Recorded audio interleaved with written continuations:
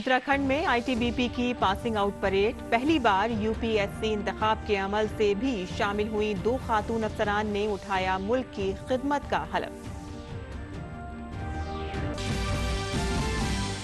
उत्तर प्रदेश, मध्य प्रदेश और राजस्थान के कई इलाकों में सैलाब से मामूलात जिंदगी दरहम बरहम। लोकसभा स्पीकर ओम बिरला ने पार्लिमानी हल्के कोटा बूंदी के हालात का लिया जायजा।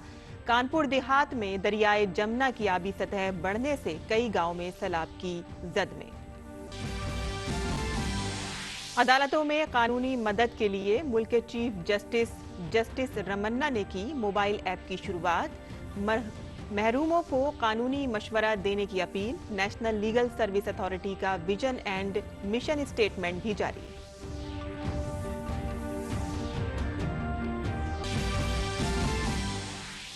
जम्मू कश्मीर में टेरर फंडिंग केस में जमाते इस्लामी के ठिकानों पर एनआईए का छापा। 40 से ज्यादा ठिकानों पर छापे मारकर कार्रवाई में सीआरपीएफ भी एनआईए के साथ।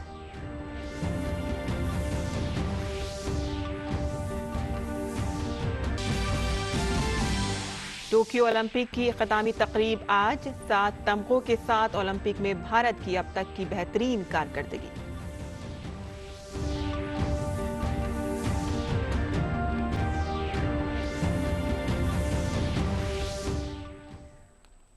आदाब नाज़रीन, खबरनामे में आपका इस्तकबाल है। मैं हूं साइमा खान। अब खबरें तफसील से।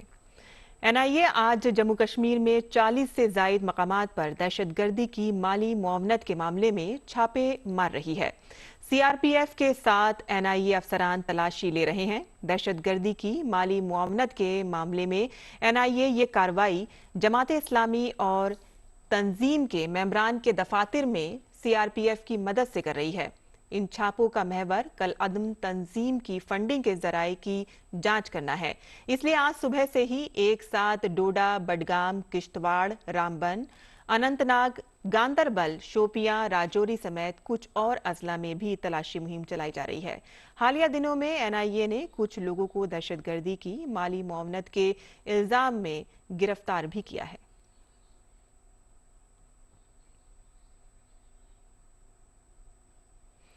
उत्तराखंड के वजीर आला पुष्कर सिंह धामी ने आज आईटीबीपी एकेडमी मसूरी में पासिंग आउट परेड तकरीब में शिरकत की। इस तरह आज पहली बार यूपीएससी के जरिए आईटीबीपी में 2 खवातीन अफसरान मोविन कमांडेंट के तौर पर शामिल हो गईं।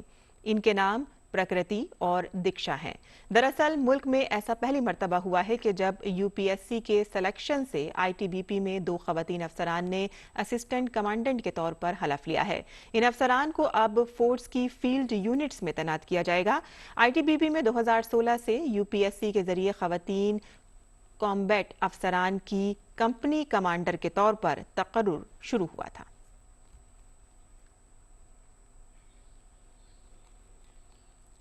मैं बोलना चाहूँगी कि महिलाओं के लिए भी ये बहुत अच्छी फोर्स है। जिसको एडवेंचर पसंद है, जिसे चैलेंजेस पसंद है, बिल्कुल इस फोर्स को ज्वाइन करें। लड़कियाँ किसी क्षेत्र में कम नहीं।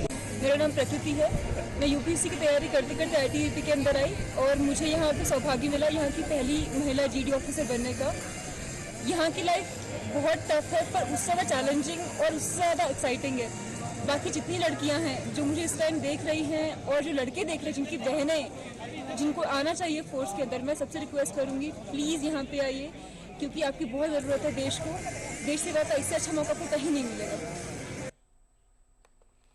उत्तर प्रदेश के प्रयागराज और कानपुर देहात में कई मकामात पर सैलाब का खतरा मंडलाने लगा है। कानपुर देहात जिले के कई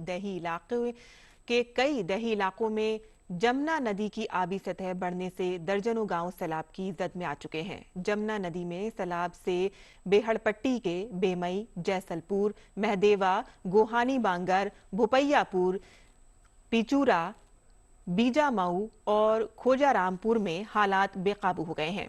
गोहानी बांगर व महदेवा गांव की हालत सबसे ज्यादा खराब है। कई घरों में सैलाब का पानी भर गया है और मामूलाते जिंदगी दरहम बरहम है। जमुना की आबी सतह बढ़ने से सिंगूर नदी में सैलाब के हालात बन गए हैं।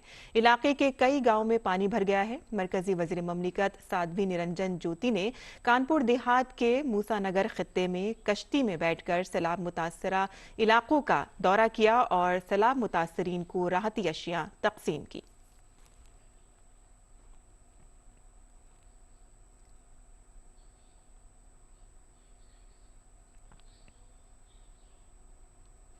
अचानक बाढ़ आने के कारण लोग जल्दी यहाँ से हट भी नहीं पाए हैं। साथ में एसडीएम है, डीएम साहब से बात की है, यहाँ तत्काल एक नौका लगवा करके लोगों को आने जाने का रास्ता। और दूसरा जो भी गांव में अभी हैं उनसे मेरा निवेदन है कि घर की आप वहाँ से निकल के सुरक्षित स्थानों में पहुँच जाएं। जैसे देखकर के घर डूब गया, इसलिए इधर पर रहेंगे। तो उन्होंने सामान दिया, राशन, आटा और बिस्कुट, तिरपाल, ये सब लोग सामान दिया। पानी पूरा घर भूड़ गया है, भैंस गोरू लेके इधर आ गए जंगल में। प्रशासन की तरफ से पूरी मदद मिल रही है? पूरी मदद मिल रही है।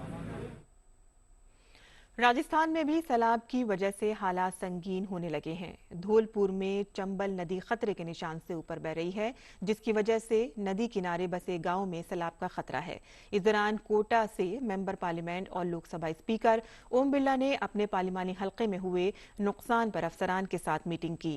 जिला परिषद अहाते में मीटिंग के दौरान कोटा और बूंदी के जिला अफसरान ने उन्हें कोटा और बूंदी में बारिश से हुए नुकसान की तफसील दी। कोटा जिले में गुज़िश्ता 7 दिन में हुई बारिश के सबब नदी और नालों की आबी सतह बढ़ गई है।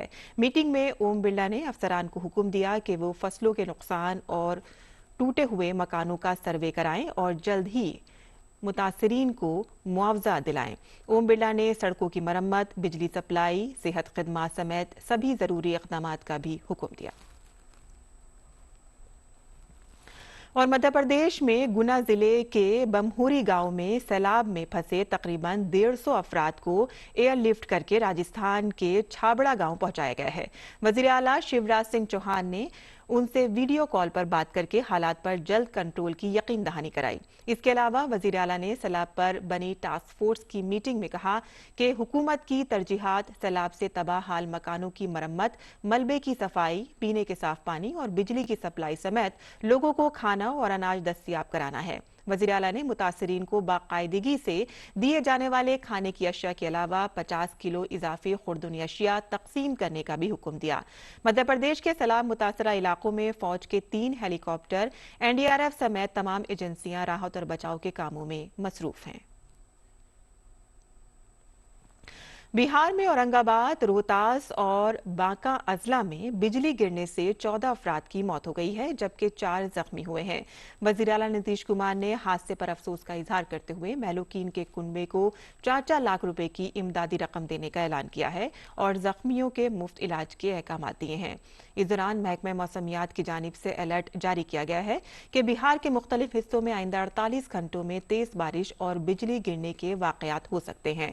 लोगों को सलाह दी गई है कि वो कुदरती आफात के पेश नजर घरों में ही रहें। मुल्क के पसमानदा लोगों को कानूनी इमदाद फराहम करने के लिए सुप्रीम कोर्ट के चीफ जस्टिस NV रमन्ना ने नई मोबाइल ऐप का इफ्तिताह किया। कौमी कानूनी सर्विस अथॉरिटी की जानिब से जारी करदा इस सहूलत के अलावा पोस्ट ऑफिस के जरिए भी लोगों में कानूनी तालीम की तशहीर की जाएगी। चीफ जस्टिस रमन्ना ने कहा कि मुल्क में अभी भी बड़ी तादाद में ऐसे लोग हैं जिन्हें कानूनी मदद की कमी के सबब इंसाफ से महरूम रहना पड़ता है। उन्होंने कहा कि तकनीक के साथ साथ पोस्ट ऑफिस और पुलिस थानों के जरिए लोगों को बेदार किया जा सकता है। The services of the existing postal network can be utilized to spread awareness regarding the availability of free legal aid services and to increase the outreach of legal services to the eligible category of persons, especially of the persons residing in rural and far-flung areas of the country. The service rendered by the post office and postman will bring and bridge the gap between people who are deprived of access to justice due to geographical constraints and will reduce the divide between the rural and urban population. National legal service authority के chairman justice U U Lalit ने कहा कि bar association और कानून की पढ़ाई करने वालों को भी कानूनी हुकूक के तय लोगों को बेदार करना चाहिए। उन्होंने कहा कि कानून का हक सभी के लिए यकसां तौर पर पहुंचाने के लिए सभी को मिलकर काम करना होगा। We will be impressing upon the Bar Council of India and through Bar Council of India all the law colleges in the country that the law colleges must adopt maybe 1 or 2 talukas around the law college so that the students who are studying in 4th and 5th year law colleges of the law course can be given some kind of practical training to be part of the large contingent of paralegal volunteers. National legal service authority के तहत मुल्क भर की मुख्तलिफ high court और निचली अदालतों में कानूनी सलाह और मदद के लिए सेंटर कायम किए गए हैं जो कानूनी सलाह और मदद लोगों को फराहम कराते हैं। दिल्ली से अनिल पूनिया की रिपोर्ट, डीडी न्यूज उर्दू खबरें। और अक़वाम मुत्तहिदा में भारत के मुस्तकिल नुमाइंदे टी.एस. त्रिमूर्ति ने लबनान में फौज और पुलिस के ताउन पर इजलास की अक़वाम मुत्तहिदा की सलामती कौंसिल के चेयरमैन की हैसियत से सदारत की। टी.एस. त्रिमूर्ति ने कहा कि भारत उन मुमालिक में से एक है जिन्होंने 21 साल तक अपने फौजियों और पुलिस के जरिए अक़वाम मुत्तहिदा के अमन मिशन में नुमायां रोल अदा किया है। बीजेपी सदर जेपी नड्डा आज आगरा में हैं। इससे कबल वो कल लखनऊ में थे, जहां उन्होंने तंजीम को मजीद मजबूत करने के इरादे से कारकुनों से बातचीत की। आज आगरा में नड्डा ने पार्टी कारकुनों के साथ मीटिंग की और कहा कि तमाम बूथ लेवल कारकुनान बीजेपी तंजीम की मजबूती के मजबूत सुतून हैं, जिन्होंने वजीर आज़म मोदी की रहनुमाई और उनकी क़यादत में तरक्याती मंसूबों को आखिरी शख्स तक पहुंचाया है। दरअसल अगले साल यूपी में असेंबली इंतखाबात होंगे और इससे पहले बीजेपी जमीनी तैयारियों में मसरूफ है। जेपी नड्डा ने आगरा में कोरोना वॉरियर्स से खिताब किया।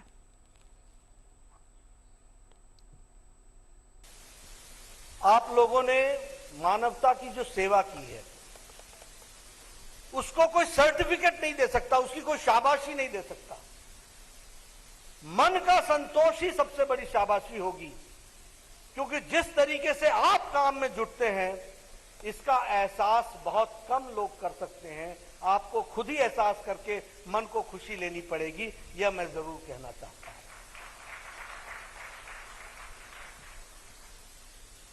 बाहर वाला क्या जाने पीपी किट होता क्या है,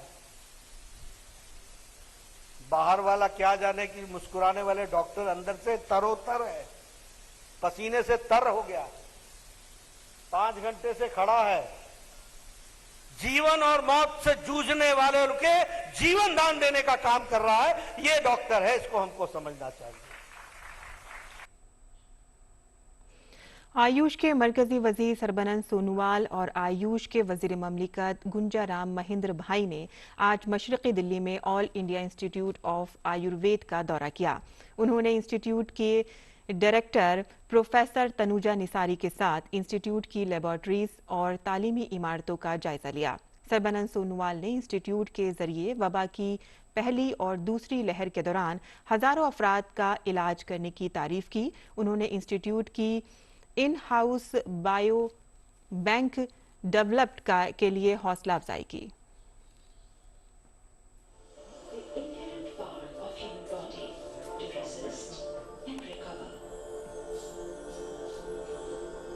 ये प्रकृति की में जो शक्ति, संपदा और संभावना बसा हुआ है ना।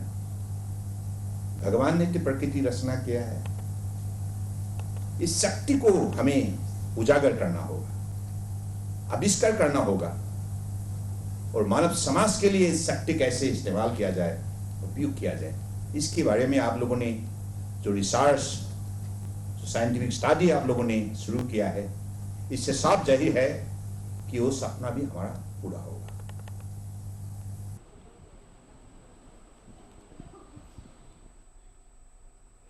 वजीर खजाना निर्मला सीतारमण आंध्र प्रदेश के दौरे पर हैं। उन्होंने आज विशाखापट्टनम में कोविड वैक्सीनेशन सेंटर का जायजा लिया।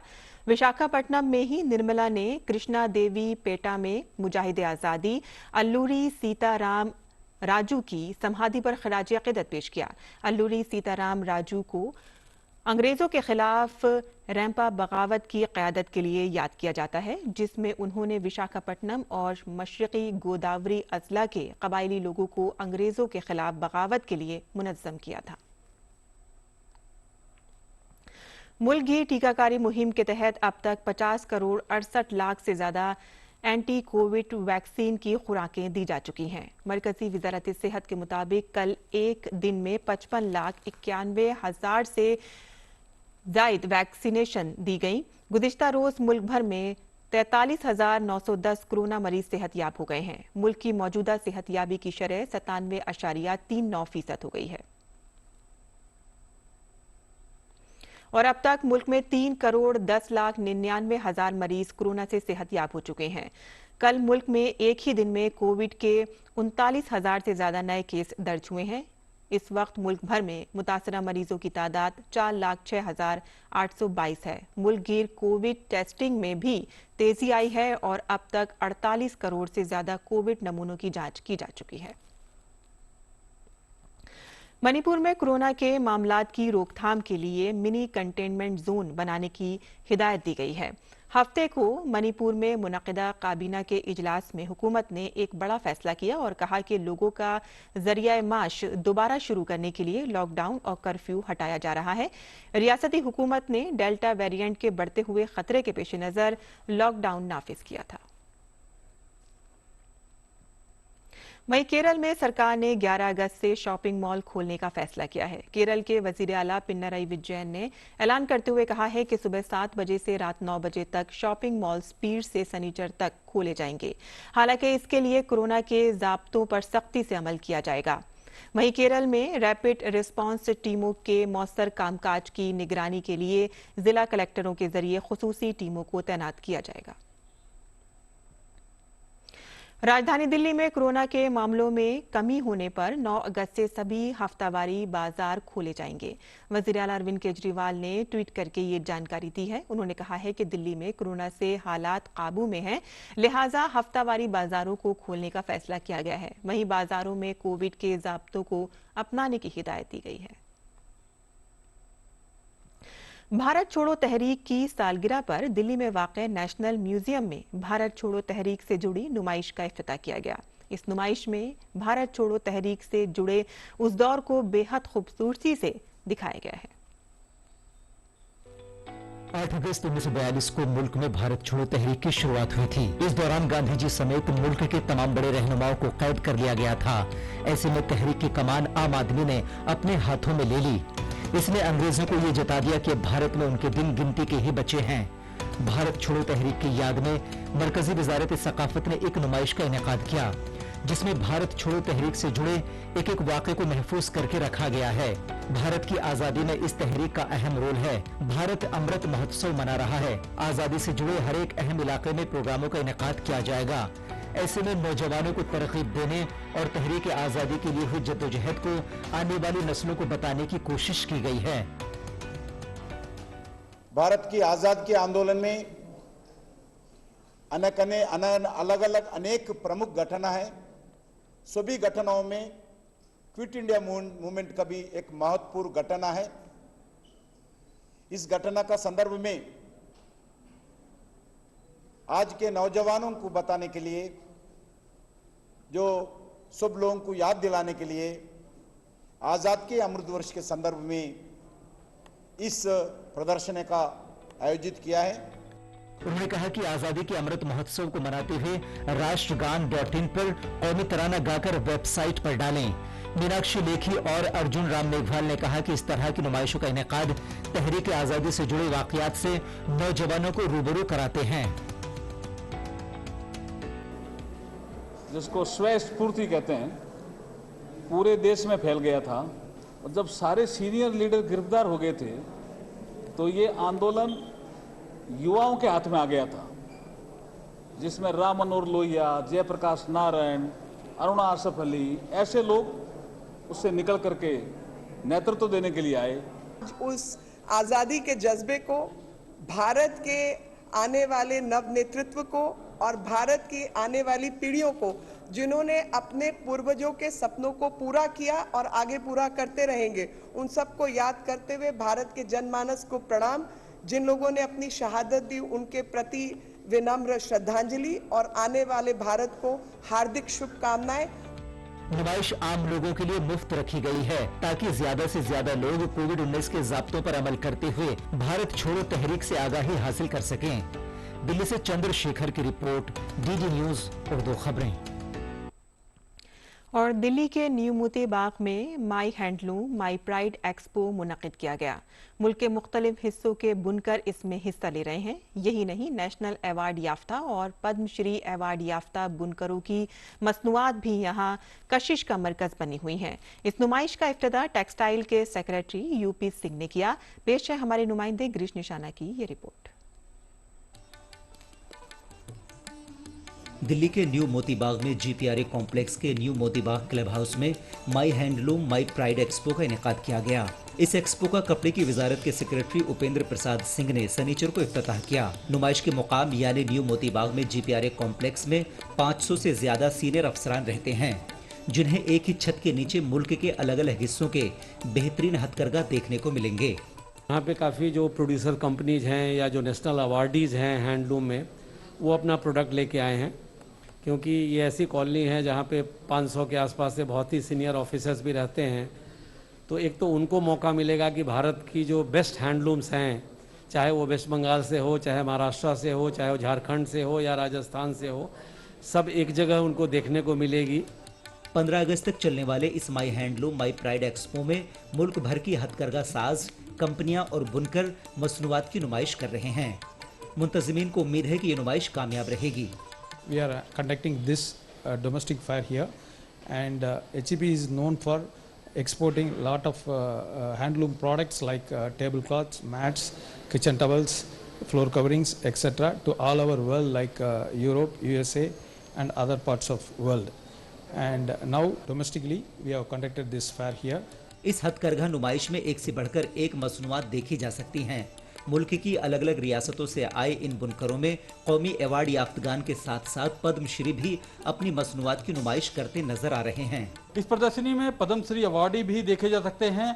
उड़ीसा से आए हुए गोवर्धन पनिका यहाँ मौजूद है। कैसा लग रहा है इस प्रदर्शनी में हिस्सा लेकर? प्रदर्शन में अच्छा लग रहा है साहब, हमको खुश लग रहा है।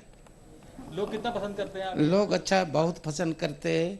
यही हमारा काम देख के भी, हमारा तो हाथ का टोटल हाथ का काम है, नेचुरल डाई का है ये काम।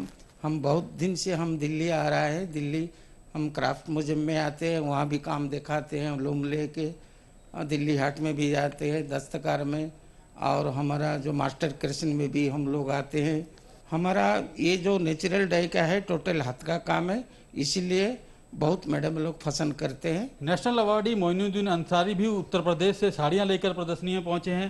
सर, क्या क्या उत्पाद लेकर आए हैं आप? ये मैं सूट लाया हूँ, दुपट्टे लाया हूँ, साड़ी लाया हूँ, और बनारस के ड्रेस मटेरियल जो भी मतलब मेरा प्रोडक्ट है वो सारा मैं लेके आया हूँ। एक साड़ी बनाने में कम से कम मतलब 30 से 40 आदमी को रोजी मिलती है। डाई वाले को अलग है, जो तान मतलब अलग अलग तरीके से है, कोई मतलब पत्ते का काम करता है, कोई वीविंग करता है, कोई डाई करता है। तो इसी मतलब बनारसी साड़ी की यही एक खासियत है। गौरतलब है कि मरकजी सरकार के जरिए हथकरघा के शोबे में पायदार तरक्की को यकीनी बनाने के लिए मुख्तलिफ कोशिशें की जा रही हैं, ताकि हथकरघा से जुड़े बुनकरों और मजदूरों को माली मदद से मजबूत बनाया जा सके और उनकी बेहतरीन दस्तकारी पर फख्र किया जा सके।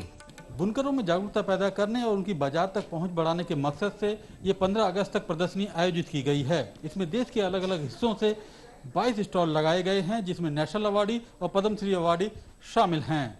कैमरामैन SP दुबे के साथ गिरीश निशाना, DD न्यूज, दिल्ली। और आज मीराबाई चानू का यौम पैदाइश है। ओलंपिक में चांदी का तमगा जीतने वाली चानू के लिए मणिपुर के वजीर आला N बिरेन सिंह ने खास इंतजामात किए। उन्होंने अपनी सरकारी रिहाइशगाह पर चानू को मदऊ किया और कहा कि ये वो ऐसे ही भारत का नाम रोशन करती रहें।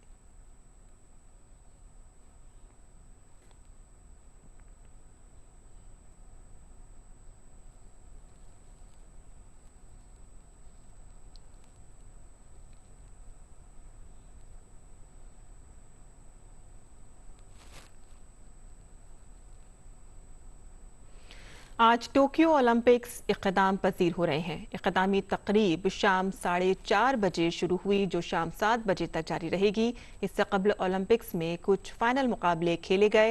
इख्तितामी तकरीब के दौरान पहलवान बजरंग पुनिया ने भारतीय दस्ते की क़यादत की। इसके बाद पैरा ओलंपिक मुकाबले टोक्यो में ही 24 अगस्त से 5 सितंबर तक मुनक़िद होने हैं। 2024 के ओलंपिक मुकाबले फ्रांस की मेज़बानी में पेरिस में खेले जाएंगे। और बुलेटिन के आखिर में सुर्खियां एक बार फिर। उत्तराखंड में आईटीबीपी की पासिंग आउट परेड, पहली बार यूपीएससी इंतखाब के अमल से भी शामिल हुई 2 खातून अफसरान ने उठाया मुल्क की खिदमत का हलफ। उत्तर प्रदेश, मध्य प्रदेश और राजस्थान के कई इलाकों में सैलाब से मामूलाती जिंदगी दरहम भरम। लोकसभा स्पीकर ओम बिरला ने पार्लिमानी हल्के कोटा, बूंदी के हालात का लिया जायजा। कानपुर देहात में दरियाए जमुना की आबी सतह बढ़ने से कई गांव सैलाब की जद में। अदालतों में कानूनी मदद के लिए मुल्क के चीफ जस्टिस रमन्ना ने की मोबाइल ऐप की शुरुआत। महरूमों को कानूनी मशवरा देने की appeal. National legal service authority का विजन एंड मिशन स्टेटमेंट भी जारी।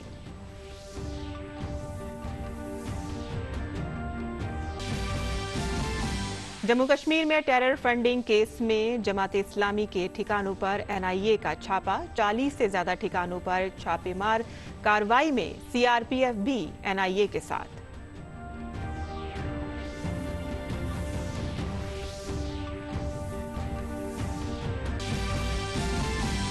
और टोक्यो ओलंपिक की ख़ितामी तकरीब जारी। 7 तमगों के साथ ओलंपिक में भारत की अब तक की बेहतरीन कारकर्दगी।